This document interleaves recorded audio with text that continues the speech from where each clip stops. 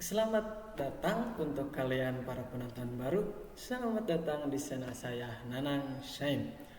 Insya Allah kali ini saya akan menerangkan tentang manajemen sarana dan prasarana. Perlu kita ketahui, pada dasarnya sarana prasarana itu tidak digunakan begitu saja atau didirikan. Harus ada suatu hal yang ditentukan gitu. Kayak konsep dasar manajemen sarana dan prasarana pendidikan ya.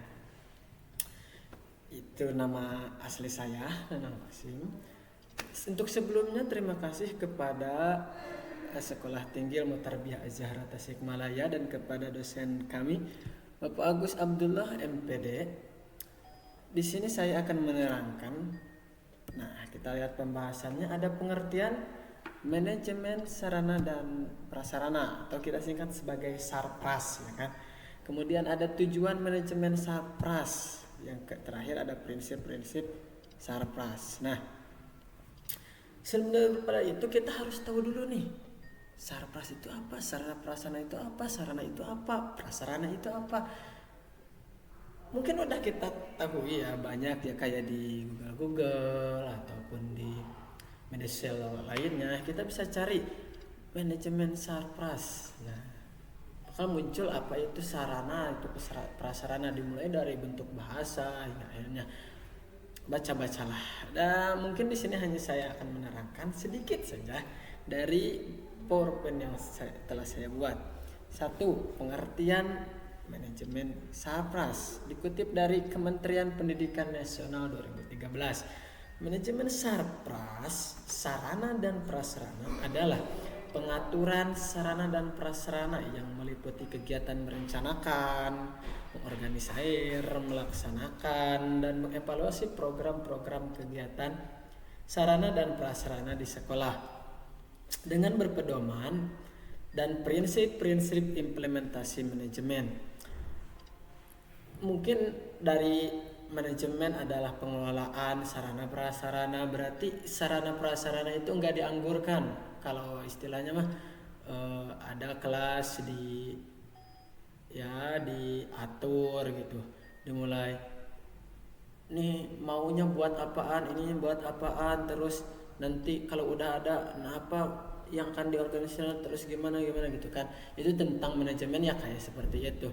Tetapi sarana dan prasarana pendidikan itu memang sangat perlu untuk di manajemen. Kemudian daripada itu kita harus tahu juga tujuan manajemen sarana prasarana pendidikan. Karena apa? Karena agar kita lebih tepat sesuai dengan tupoksinya. Maksudnya sarana prasarana pendidikan itu di manage itu buat apa gitu. Nah, kita lihat tujuannya. Saya kutip dari Bafadol 2014, secara umum tujuan manajemen dan sarana prasarana pendidikan adalah memberikan layanan secara profesional di bidang sarana dan pendidikan dalam rangka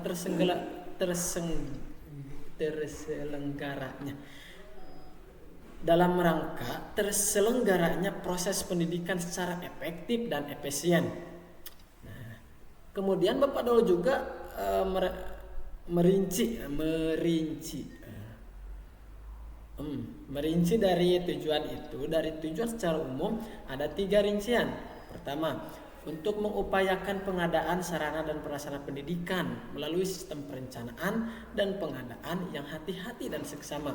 Tentunya dari manajemen SARPRAS ini kita ketahui bahwa ketika kita mau ngadain sarana nih, mau ngadain prasarana, kita hati-hati. Masa buat sekolah gitu kan harus di pinggir jurang ataupun di dalam gua ataupun di pinggir pantai, itu kan tidak memungkinkan untuk sarana prasarana kita. Atau misalnya kita buat laboratorium, tapi di dalam laboratorium itu misalnya ada bahan peledak yang mudah ledak, misalnya di laboratorium kimia ya, ataupun misalnya di laboratorium kita buat laboratorium komputer misalnya, ataupun kita buat apalah gitu perpustakaan, tapi perpustakaannya misalnya gelap gitu kan, enggak sesuai dengan tujuan manajemen sarana pendidikan.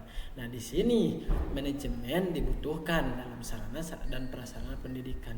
Yang kedua, untuk mengupayakan pemakaian sarana dan prasarana sekolah secara tepat dan efisien. Tentu Tadi kita misal sekolah nih mau beli bola, ada bola voli, ada bola nah ataupun misal sekolah punya perpustakaan, ataupun sekolah punya laboratorium, atau punya lab, atau punya apalah sebagainya, atau punya komputer. Tetapi mereka tidak menggunakannya. Misal bola voli digunakan untuk bola basket, kan nggak cocok gitu. Bola voli atau digunakan menjadi bola sepak gitu kan nggak cocok, itu tidak tepat pada pendaya gunaannya. Kemudian ada efisiensi, misal sekolah nggak mampu nih buat beli bola voli, beli bola plastik, dan buat latihan-latihan itu kan boleh gitu. Tapi yang terpenting pendidikan itu terselenggara. Misal kayak buat kreativitas kayak buat meja, buat tong sampah dari bambu, ataupun buat hal-hal lainnya lah. Yang ketiga, dari tujuan manajemen Sarpas ini untuk mengupayakan pemeliharaan sarana dan prasarana sekolah. Jadi dipelihara dan sehingga keberadaannya selalu dalam kondisi siap pakai dan setiap diperlukan oleh semua personel sekolah. Ya tentunya seperti itu ya kan. Ketika kita butuh bola enggak sekali pakai, kita butuh kelas enggak sekali pakai.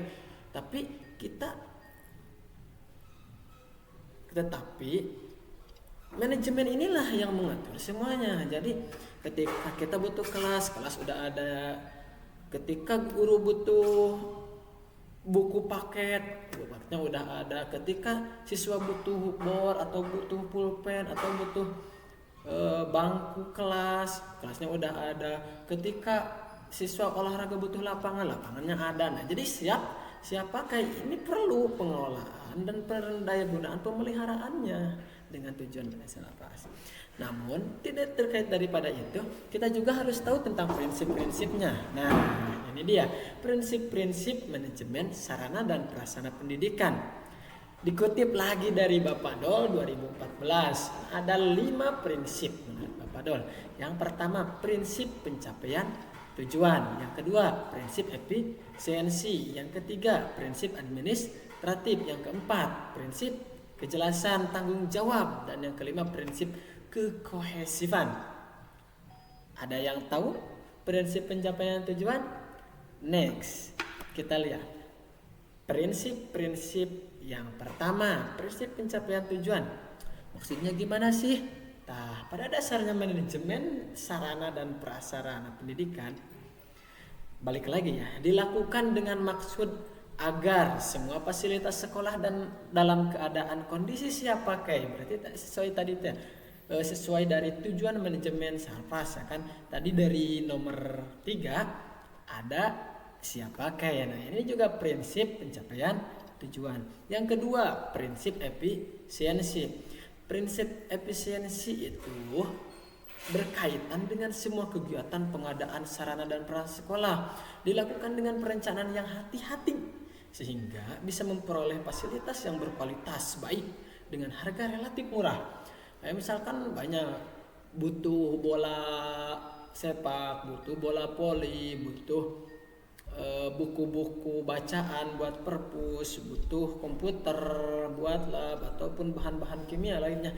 Nah, kita hati-hati nih beli dari mulai mereknya apa, terus kebutuhannya gimana gitu kan, sehingga kita mendapatkan barang yang sesuai dengan kebutuhan kita, berkualitas baik, tapi memiliki harga yang relatif murah. Nah gitu. Dan yang ketiga, ada prinsip administratif. Nah, prinsip administratif, ada prinsip tanggung jawab, dan yang kelima ada prinsip kekohesifan. Yang ketiga, nah prinsip administratif itu apa sih? Maksudnya gini, semua perilaku pengadaan sarana dan prasarana pendidikan di sekolah dilakukan dengan selalu memperhatikan undang-undang, peraturan, instruksi dan pedoman yang diberikan oleh pemerintah. Enggak seenaknya gitu kan. beli barang ini seenaknya, beli barang itu seenaknya, kayak gitu. Nah, jadi sesuai dengan administratifnya, jadi undang-undangnya, peraturannya, instruksinya. Masa ada sekolah yang buat laboratorium bom, kan nggak mungkin gitu kan. Yang keempat, nah, prinsip kejelasan tanggung jawab dalam pengorganisasian ya perlu tanggung jawab. Sarana dan prasarana pendidikan melibatkan berbagai personil di sekolah, melibatkan guru, melibatkan kepala sekolah, melibatkan siswa, ya karena mereka berkontribusi langsung dengan sarana prasarana. Nah, oleh sebab itu semua tugas dan tanggung jawab harus ada pada semua orang yang terlibat, sehingga pengelolaan dan sarana dan prasarana pendidikan dapat berjalan dengan baik.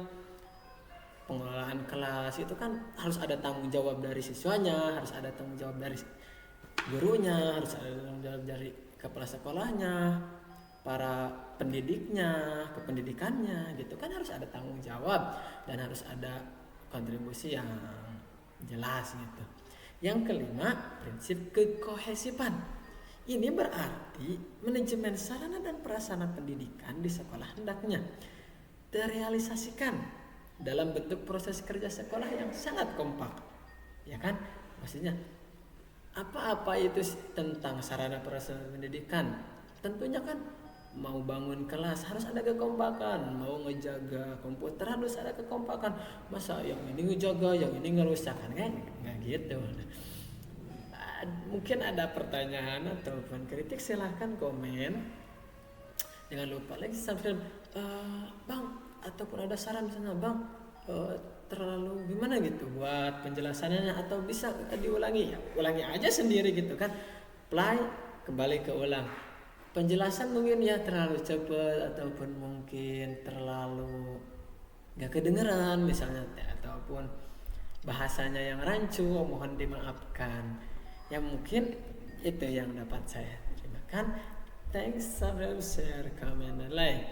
Dan jangan lupa follow semua media sosial saya, Nanang Saim, Instagram, Facebook maupun lainnya, itu adalah Gmail saya. Terima kasih. Wassalamualaikum warahmatullahi wabarakatuh.